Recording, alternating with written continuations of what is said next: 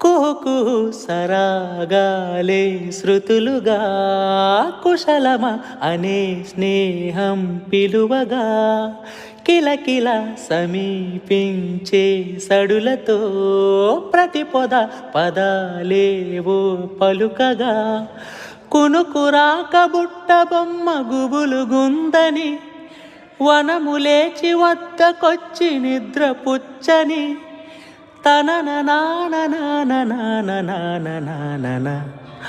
జామురాతిరి జాబిలమ్మ